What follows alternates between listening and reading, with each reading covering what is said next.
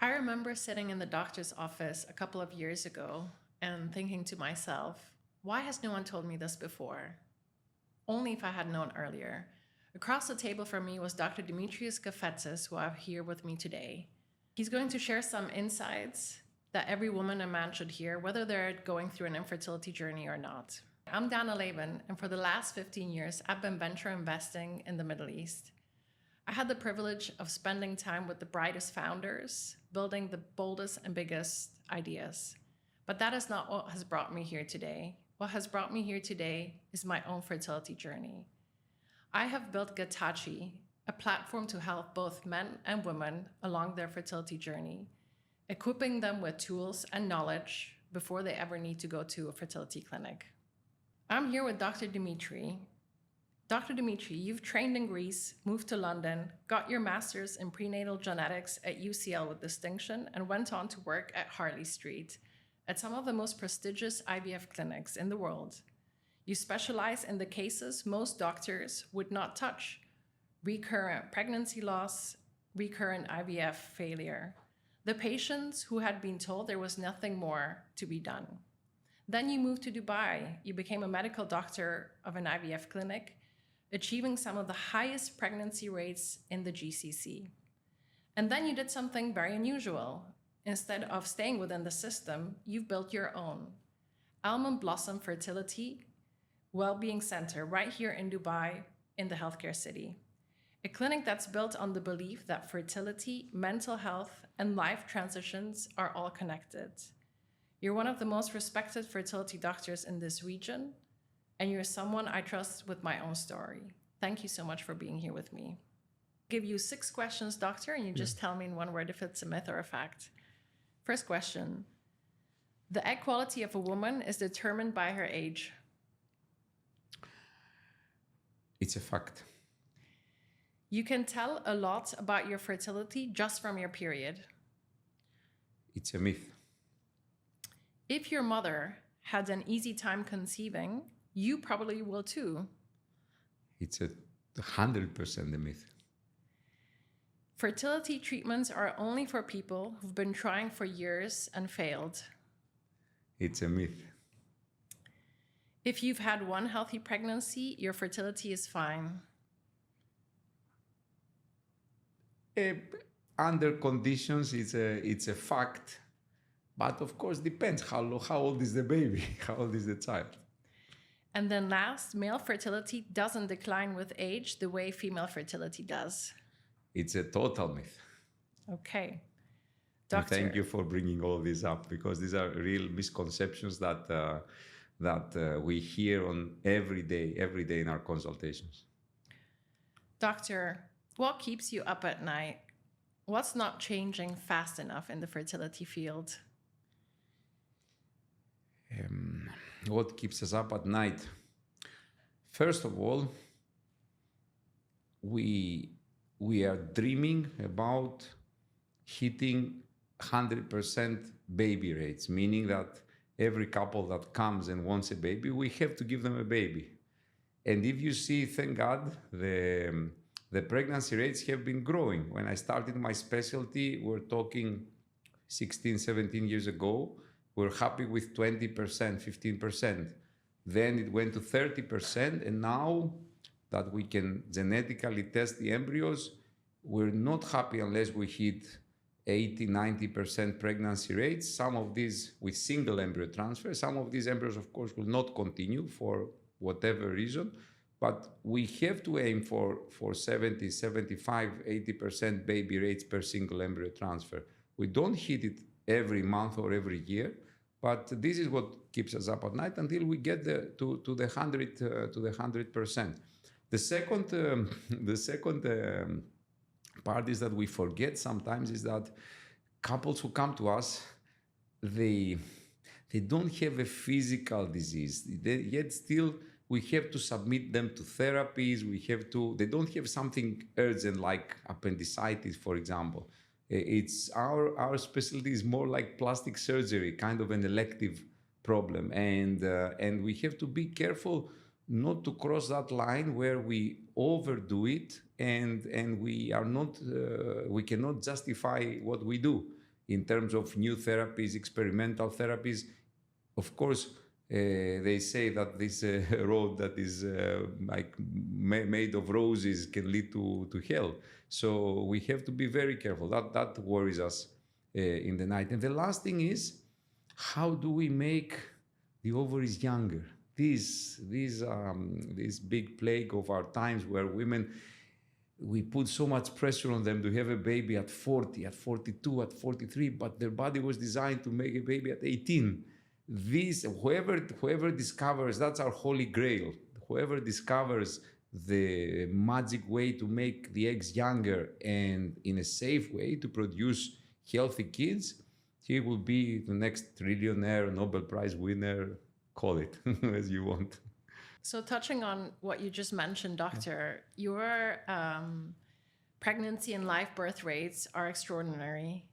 What sets you apart from other clinics in terms of, as a clinic, the success rates, and then a clinic that is well known and has maybe a great social media following?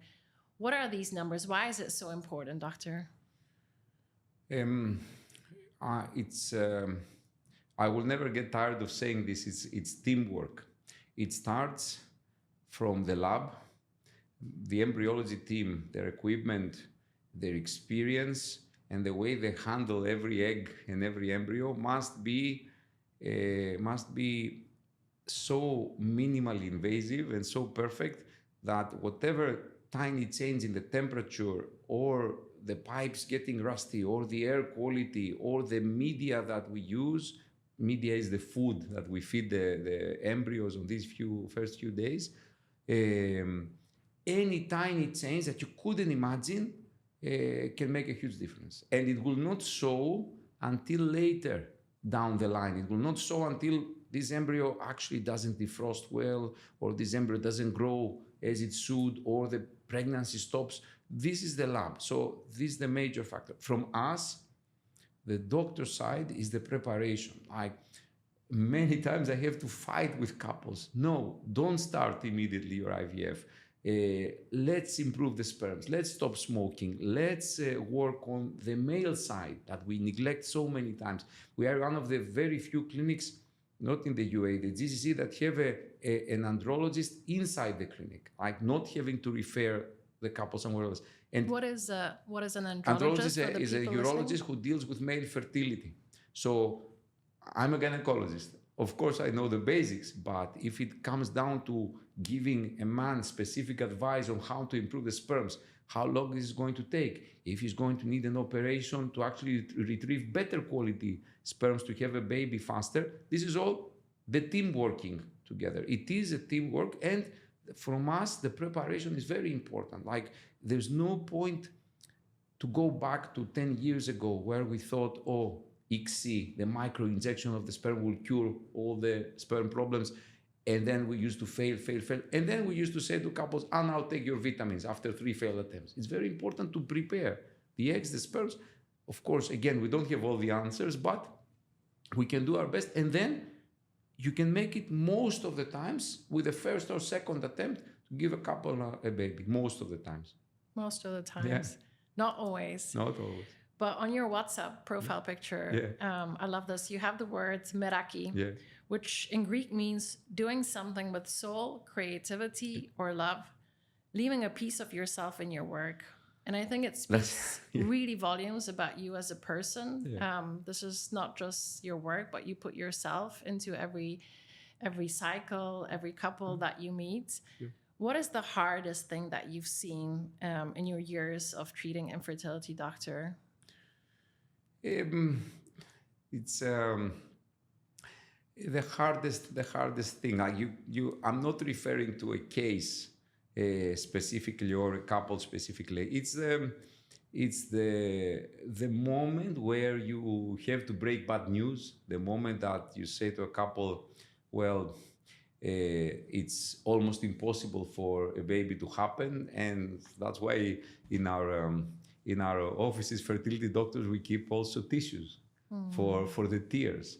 And that's why our clinic is, again, unique on this, because this is something I brought from London, that we are the only clinic that doesn't just have a psychologist on board. We have a specific department, with, at the moment, 2 specialized psychologists who really look after couples from day one. We offer free consultations to see the psychological status that the couples are in as they come in, because this journey, I will never get tired of saying this, it takes its toll. Even before, couples come to us and say, Doc, I can't stay at my own house because my in-laws are there and the pressure is immense. The pressure for a baby is immense. And sometimes the girls say, it's not even my fault. It's the sperm's problem, but the pressure is on me somehow. And all of this, I am not the specialist to tackle it. We have the specialists on this. So this is something very big. And this is, to go back to your question, these are the difficult moments where you have to say to the couples, it's not going to work. I don't have any more to offer you. You have to just try again and do the same thing, which works most of the times. But to announce it, to go into this madness cycle that keep doing the same thing, hopefully failing, hoping that it will work one day, this is part of our everyday work. That must not be easy. On one hand, it must be a blessing, but also on the other hand, it must be quite difficult to carry. Yeah. But before we go any further, what is actually happening month on month in a woman's body?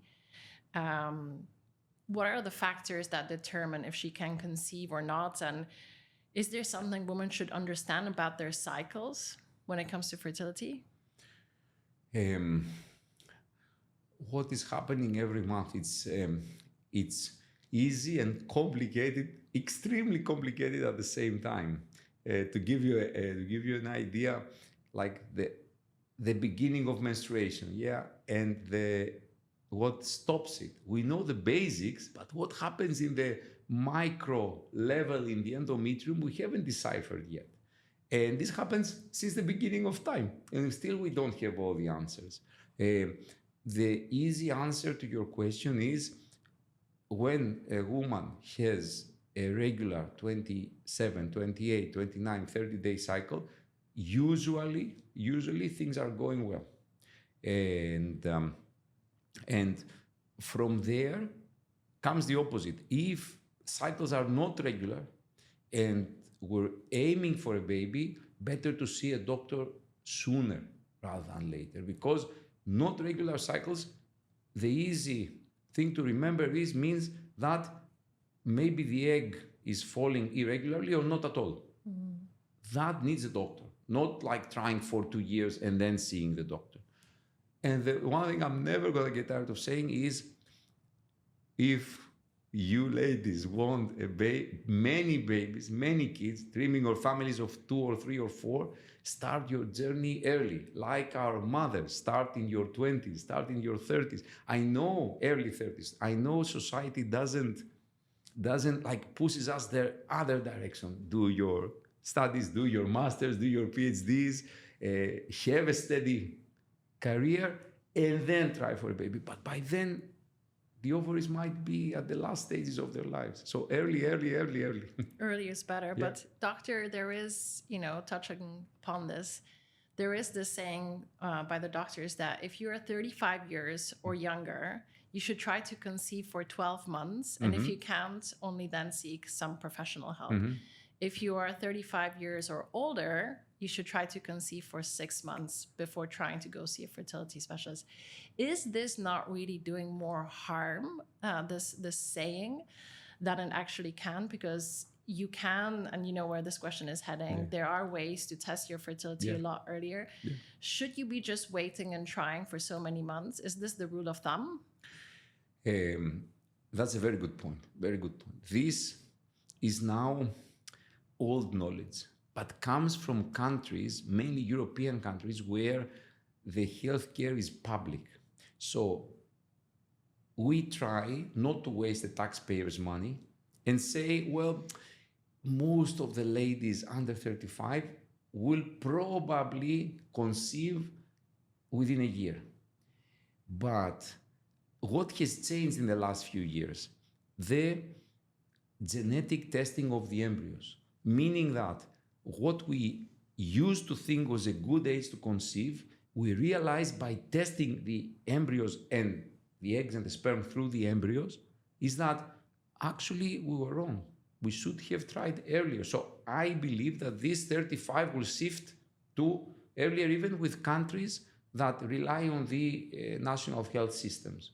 But for the private sector, what you're saying is totally correct. Like even here in Dubai, there are clinics that offer, we call it fertility MOT or fertility assessment, where they say, walk in, we're not going to charge you for the blood test of the AMH or for the semen analysis. If your results are abnormal, we'll interpret. Then you pay for a consultation, which is a very nice incentive for women, men, and couples to get tested earlier. It's a very nice incentive. I like this because eventually we will pick up somebody, or 2 out of 10, 3 out of 10, a man or a woman that will eventually get alarmed or get like educated earlier, and then we'll give them a baby, whereas if they had waited for another 5 years, it wouldn't have been a good time. So a woman can have regular period cycles, let's say 28 to 30 days, whatever is the range. She has no physical issues. She feels fine. She's fit. She's normal. Yet there can be instances where she has no eggs left or very little. And so, again, where this question is heading, there's a simple blood test that you can do in fertility called an AMH, the anti-Mullerian hormone test, to tell you how many eggs you have for your age. So it basically tells you, I don't want to say when you run out of eggs, but how much time you still have. Why are doctors, why are gynecologists, why are GPs and family doctors not ordering this test more routinely? Why is this, still not a topic? I will be positive on this because the last few years, gynaes, GPs, they are very sensitive on this. And there's no way, I see it all the time, that women come and they have all their AMHs and the scans with the number of the antral follicles. We call it the antral follicle count. These two, the AMH and the count of the eggs, let's say, to put it in simple terms, they're enough. Any age. Once I see it, or any doctor's gynae sees it, they can give some advice. Okay. We are much more, and then with podcasts like this, with the Instagram, with so much education, we're in a much better position than 5 or 10 years ago. Women, men are educated, doctors are educated, everything is online. So I have to say I'm putting a positive note on this. There is not the answer to your question is regular cycles above, I would say, the age of 30 don't exactly put us in a safe position. AMH and antral follicle count are important because the age that a woman runs out of good eggs and the menopause are completely different ages. A woman could be 35 but have very little good eggs for a baby, but her menopause will still be at 45 or 48. So this is something that the doctors can say, but early checks are important. So just to recap, the AMH is a blood test you can do that tells you how many eggs you have left, but then together with the follicle count, with which an is called the ultrasound, AFC, which you do at the fertility clinic. With both of these, you can get a great understanding of your fertility picture. Even the gynecologist can do. And it doesn't have to be a fertility clinic. Even a gynecologist can do it. These two together, especially in Dubai, I have to say that all the gynaes are, I have a great collaboration with almost all the doctors. They all have my mobile number and they can call me, text me anytime. Doc, I have this AMH, this woman, she's young, AMH is low. What should I do? WhatsApp makes everything easier. Yeah, that's true. That's why you're always very busy as well. But doctor, I remember seeing this chart. I understand that fertility declines with age. And I think a lot of women understand that, although vaguely, I'd say, and abstractly, because they don't understand how severe it is at a certain age. So there is the chart that shows you that your fertility declines, and it starts declining, rapidly once you hit the age of 35. And it goes literally, I don't want to say but it is more like going off a cliff by the time you're 40. And now every woman is different. But this is what the science says. And these are the numbers that are gathered globally. So with that, what does that mean, the age-related fertility, when we talk about that? Because you touched upon it. There is the egg count and there's the egg quality. And so what happens with time as it passes? Just now, the last few years, we are starting slowly to understand why the ovaries are giving up so early, what makes the ovaries different than other organs in our body. And through those, clearing up those secret pathways, to be able to give solutions to this. As I said, this is one of our biggest problems, together with endometriosis and polycystic ovaries. Low reserve of the ovaries and egg quality is our biggest problems. How can we address this issue? To be honest, we don't have an answer yet. We don't have an answer on how to make the eggs young. I was in a conference last month in Italy, and I was in a debate panel. So the team from Dubai, with Dr. Maria Madi, our embryologist, our lab director, Dr. Sehrazad, we were the UAE team. And the team from Netherlands, team from Spain, team from Italy, there was a problem, and each team had to give a solution or their answer to a couple with a specific clinical case.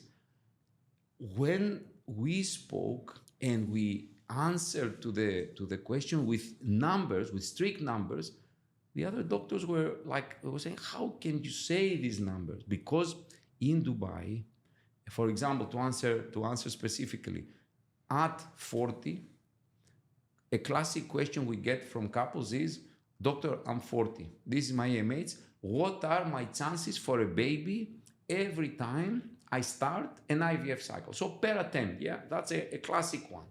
You have to tell them that according to huge population studies and IVF studies like the American Society of Reproductive Medicine, they have their statistical, let's say, department that is called SART. They publish every year. The website is there. At 40, the moment a couple does an egg collection, they have between 30 and 35% to get one euploid embryo. Now that embryo, they can have more. Euploid embryo means genetically normal in terms of the chromosomes. So that embryo doesn't give a baby all the time. As I said earlier, it gives a baby 70% of times, or 60% of times, or 80% of times, depending on the clinic. So if you multiply the two numbers, means that a woman around 40 per IVF cycle, she has 25% chance for a baby. So if you reverse this, without sounding negative, 80% of times we're going to fail.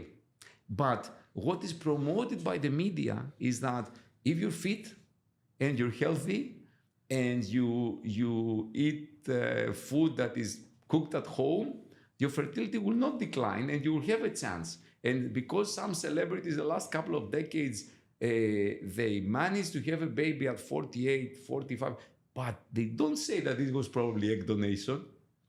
This misconception is something that I'm always trying to bust, because it's when I announce these numbers to a couple of them, doctor, we're fit and we're healthy, and why 20%? Why 30% per attempt? These are like reactions I see every day at the clinic. Yeah, and I see that also from my friends. They tell me, I've seen this celebrity and they got a baby at 46 or 47. I have enough time.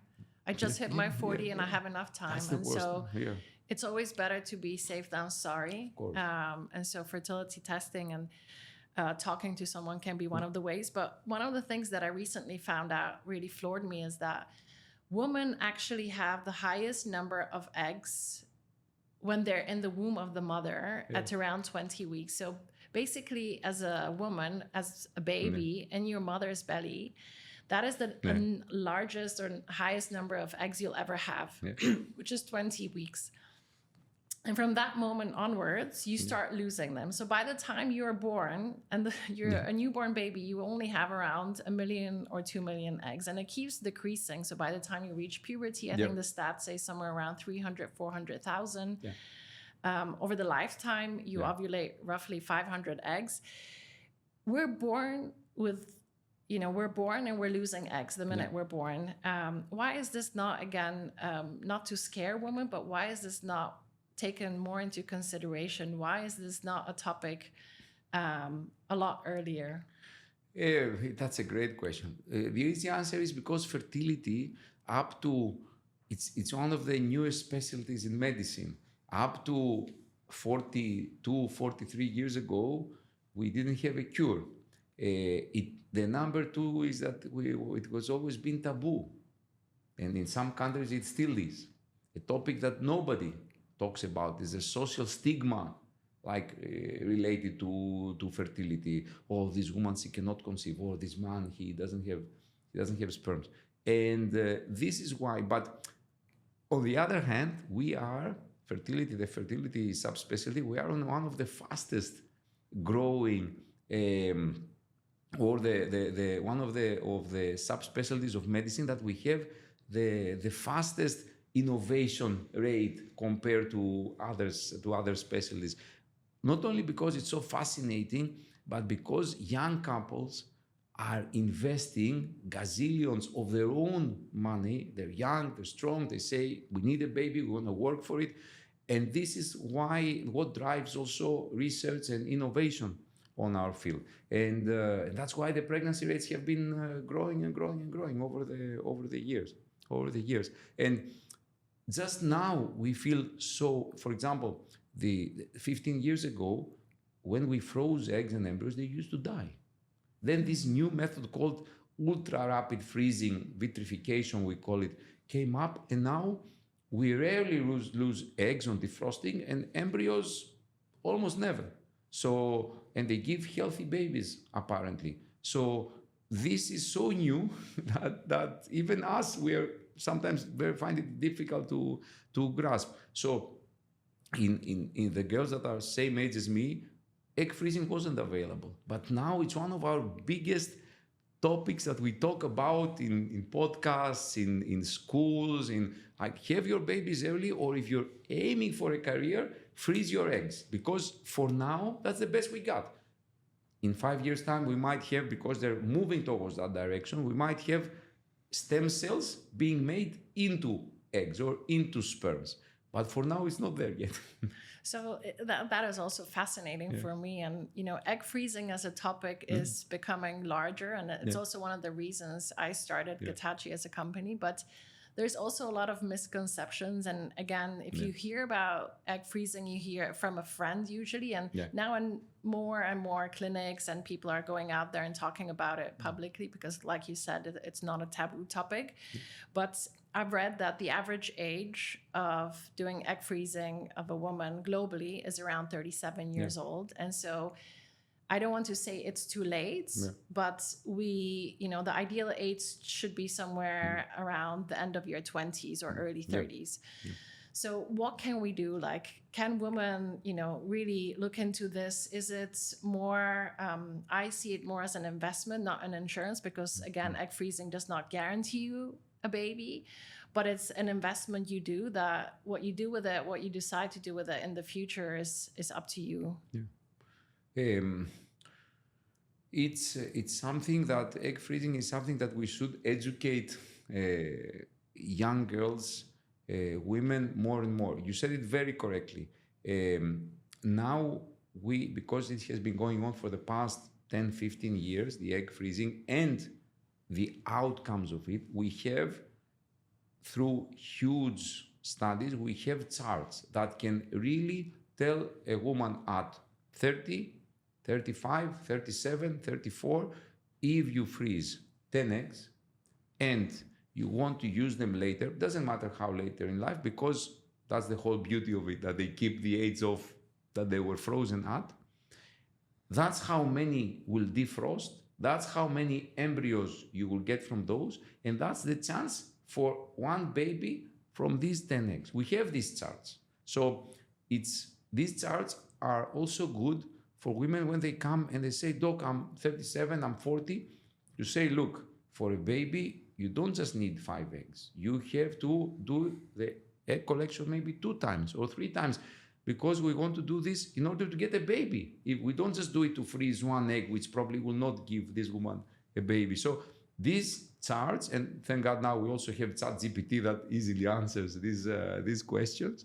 With these charts, we can really put things into perspective.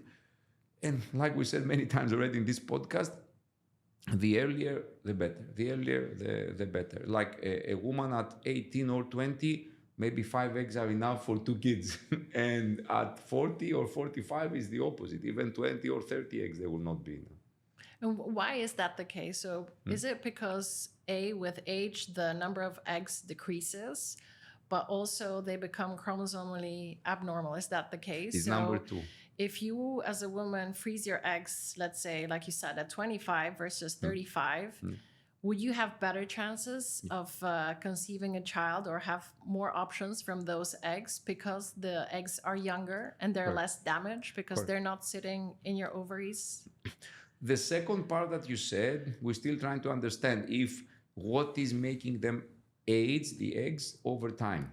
But what we know is that the younger the woman, even if the AMH is lower, we see girls with what we call premature ovarian insufficiency that are in their early 20s and they have 2 eggs already, or 3, like every month. Normally they should have 15 and 15 on each ovary, and they come with 1 and 1.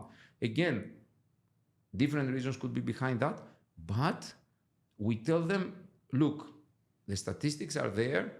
Even with the true syndrome that ovaries are giving up, it's a syndrome because we don't want the reasons most of the time, you have a 5% chance for a baby. And if you start early, even more. So we know that the earlier the egg is used, the better chance for a pregnancy. Now, here comes the latest, which I was reading a paper, actually was a press release last week. In the US, there is a company affiliated to a university that they're saying that soon they will make publicly available a way to rejuvenate the eggs. So this is where we must never say to a woman, you're 40, don't freeze your eggs now. This is the cutoff. Maybe if she freezes 2 and that company comes later and makes them younger, that's her chance for a baby. So you see how quickly things are changing. There are clinics or there are countries that say above a certain age, don't recommend fertility preservation.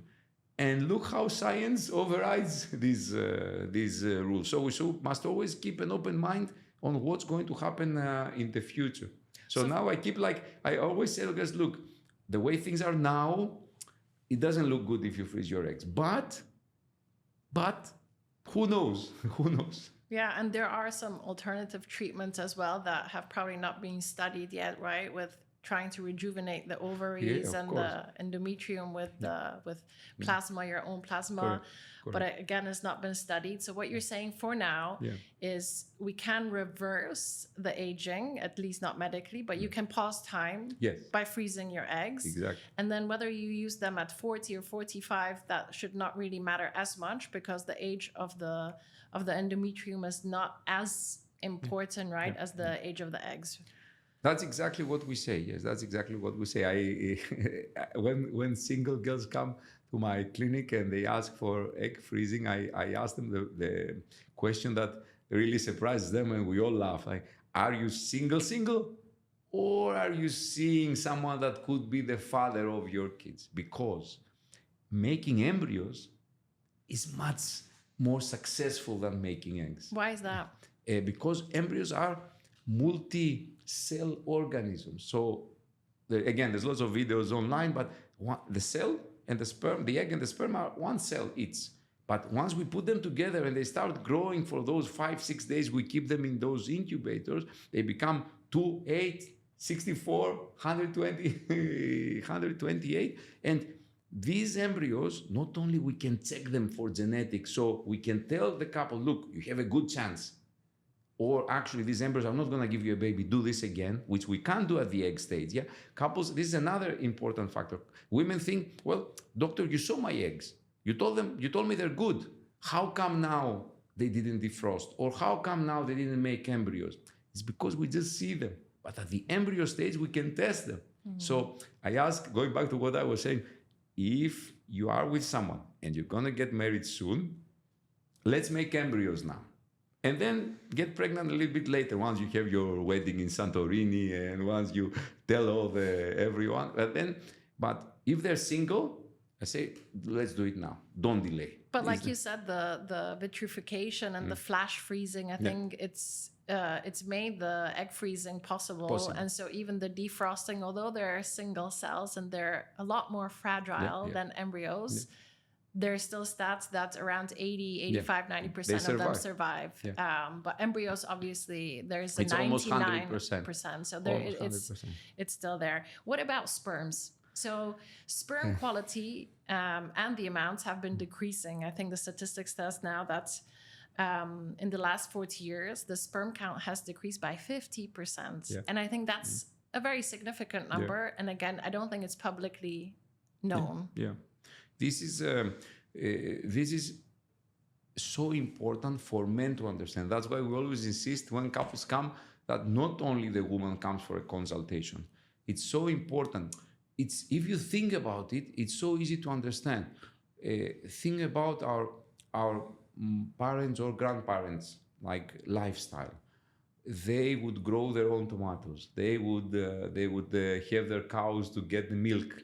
They would live in an environment where there wasn't pollution the way there is now. No radiation in the atmosphere. I mean, you're much younger than me, but I'm a child that lived the Chernobyl catastrophe. And this was always a worry in Greece. How will the generations to come live with this actual radiation that was over our heads for so many years?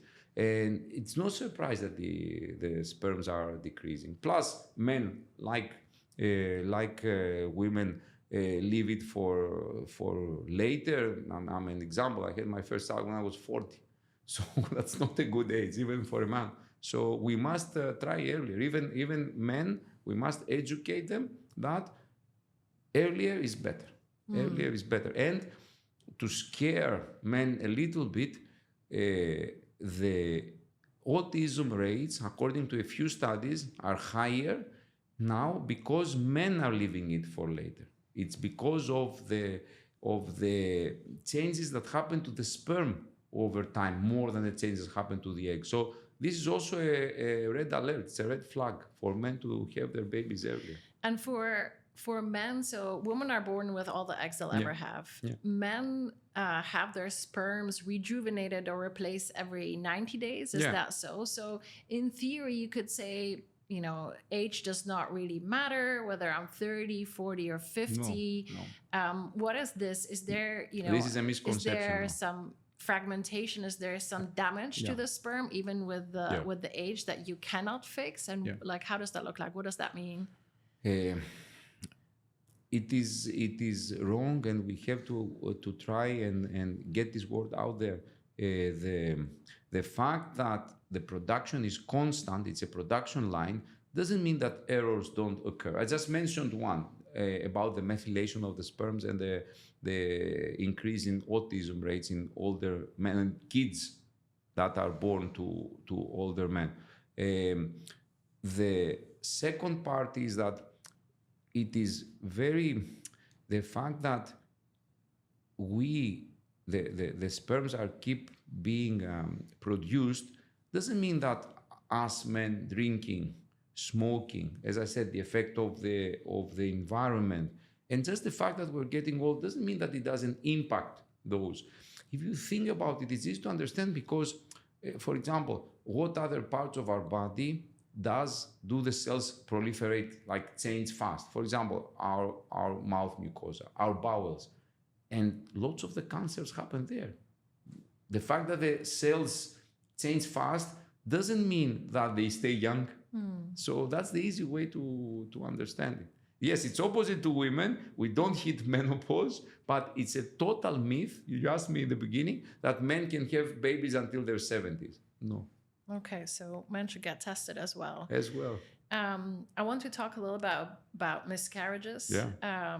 It's something that is not talked about enough until it happens to you, and you share it with your friends and your family, and your mother tells you that, you know, I know someone, I went through it.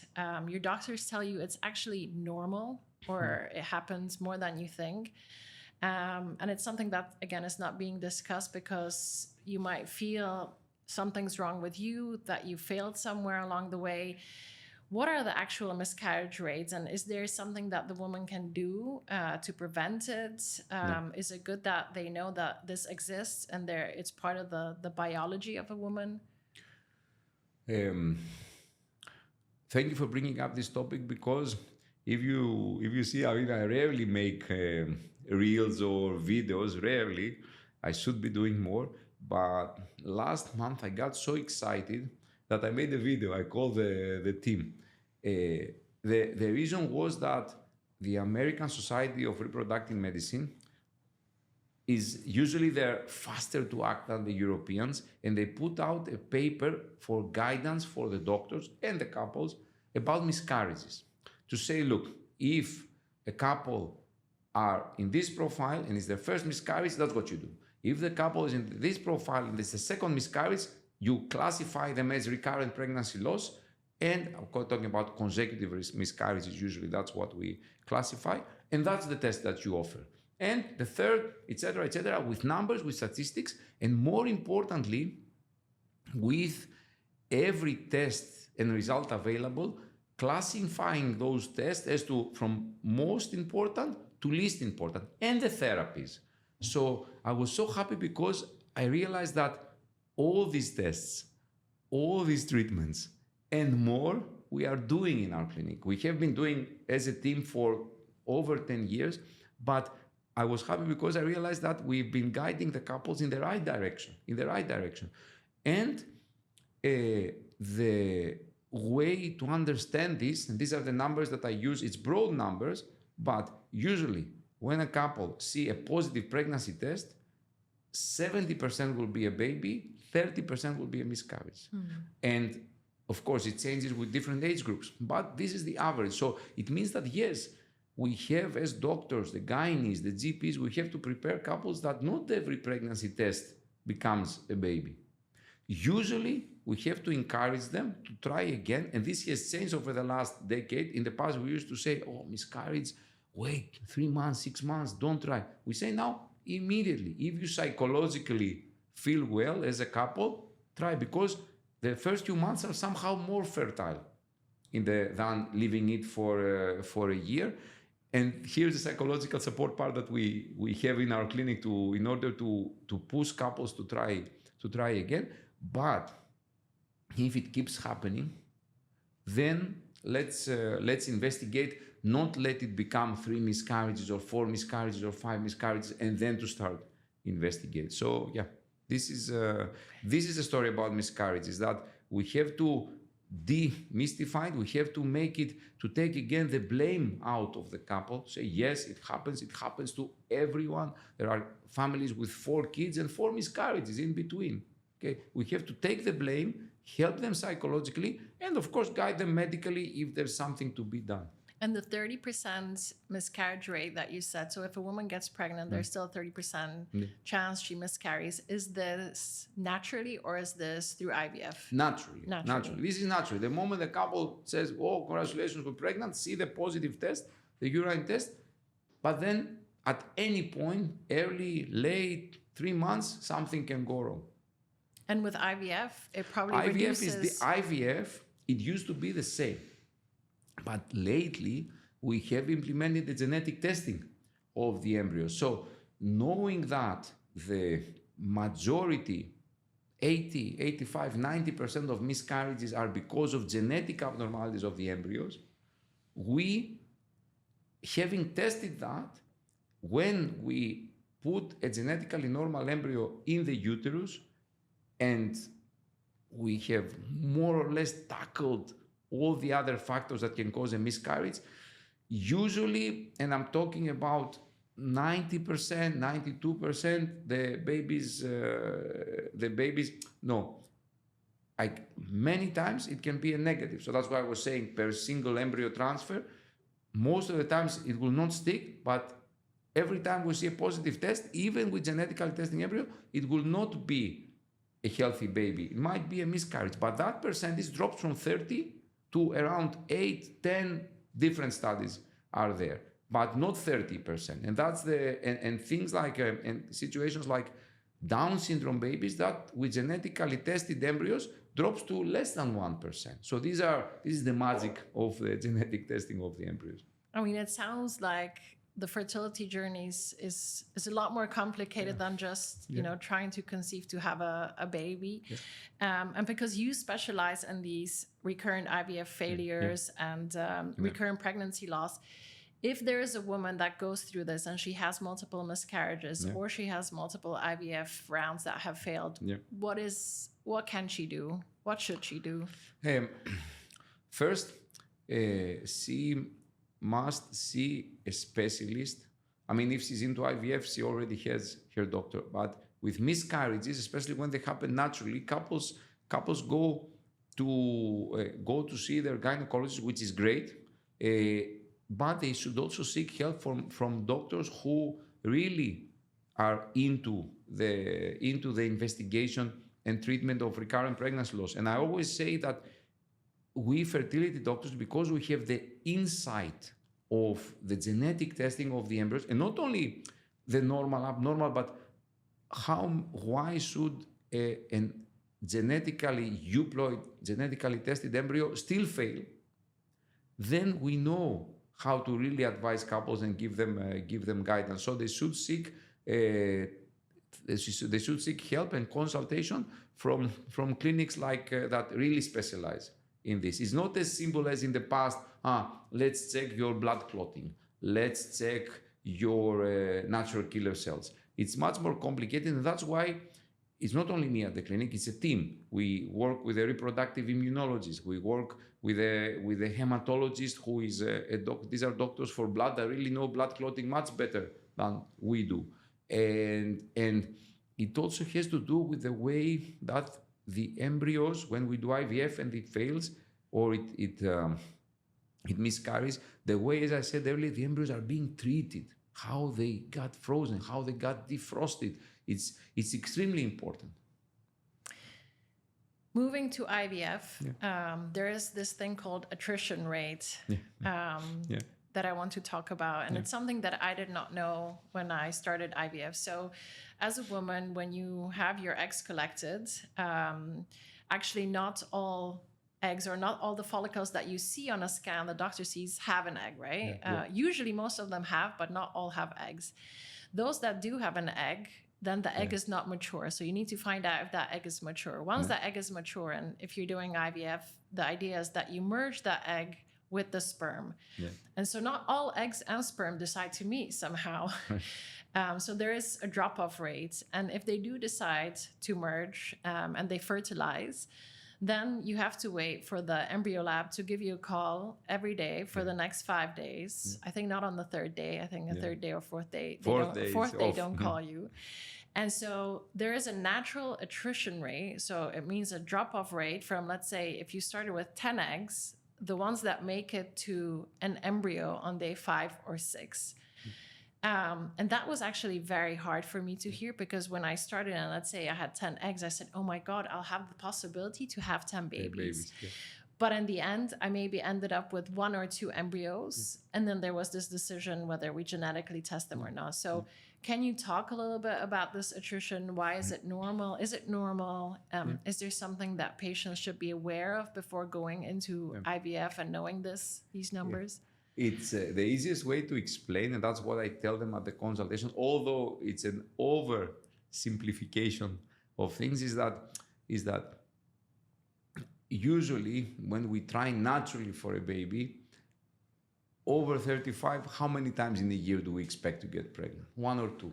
How many eggs do we produce that year? 12 cycles. So what you said about 2 embryos from 10 eggs, this reflects. When you tell them like this, they understand, actually, yes. What happened the other months that the pregnancy test was negative? Either the egg wasn't good, or the sperm wasn't good, or they didn't meet. Now, one of the big benefits of IVF is that we force the sperm inside the egg with the ICSI method. But it's not a surprise that the numbers drop. So sorry to interrupt you. The ICSI method is when you take the one sperm and you inject it into one egg. Into the egg. And it makes also sense that at that particular cycle, despite the fact that we give the hormones, despite the fact that we try to synchronize all the follicles to have a good and mature egg inside, we don't always make it. But if you think about the way the body prepares the eggs for the normal life, okay, we start to stimulate, but look at these follicles in the ovary. One was for this month, maybe 2. One was for the next month. One is being prepared for 5 months down the line, but we push them all, and then we expect all of them to be good for actual fertilization.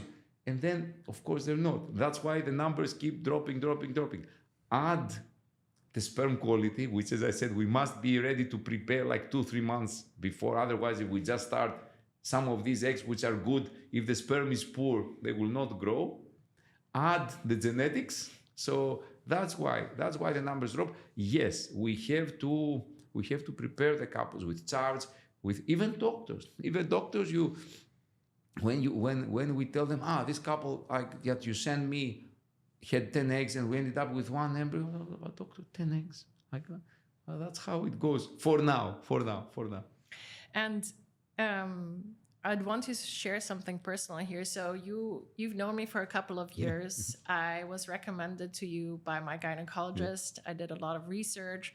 I had a lot of information. And so, I was lucky enough to be in the best hands with the best doctor, the best clinics. But I still felt at that time there was things I wish I had known sooner going into the infertility journey.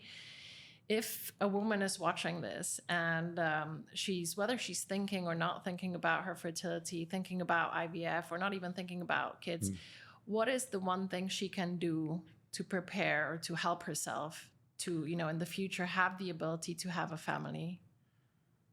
The take-home message is early. Go to your doctor early. Measure your fertility in terms of the AMH and the count of the eggs early, and at least have an idea of where you stand as a woman in terms of your fertility. Doesn't matter if you're single, doesn't matter if you're in a relationship, doesn't matter if you're married. Every woman needs this if she's thinking about more kids. Okay. Plus, the gynecologist, I'm not even saying fertility specialist. Yeah, the gynecologist can look at other factors like for example, the presence of fibroids, the uterus, polyps, endometriosis, things that actually, apart from the egg strength, numbers, quality, can stop her from getting pregnant, can stop a good embryo from implanting. And if she's in a relationship, never neglect the man. Send the friend, the boyfriend, or the husband to a fertility clinic, and I'm very adamant on that. Don't trust labs that are not accredited to check the sperm, because so many couples have been delayed, being told by a random lab the sperms are good, and they come to us and we say, well, we should have had these results 3-4 years ago, and now it's too late. So the male side also, early. That's the take-home message from today. And I have one last question for you, doctor, and I think it's one of the elephants in the room that we've not addressed, and that's access to IVF. So not every woman, can walk into an IVF clinic like yourself. The average cost of an IVF cycle in Dubai can range anywhere from 15,000 or 10,000 to 50,000 dirhams, which is anywhere from the range of $4,000 to $15,000. which is a very high price point, right? And it's not accessible to all the women out there. Is IVF only for women that are privileged enough, that have the financial means to go through this? Because family should be, the ability to have a family is the basic right, I feel, and it should be the right for every couple to have access to fertility. So what are your thoughts on that? And, how can we make that better? I have an easy answer of this because you and me were Europeans and we're used to having the national health systems looking after couples that cannot conceive. Different countries give different privileges to couples, 3 cycles in the UK, 5 cycles in Serbia, for example. In Greece also it's something around the 3 cycle mark that couples can have for free trying to have a baby. Here in the UAE, the local couples are privileged because either in the government IVF units or the private IVF units in other Emirates, they can have, as far as I know, as many cycles as they need until they have a baby, and we have to congratulate the government for that.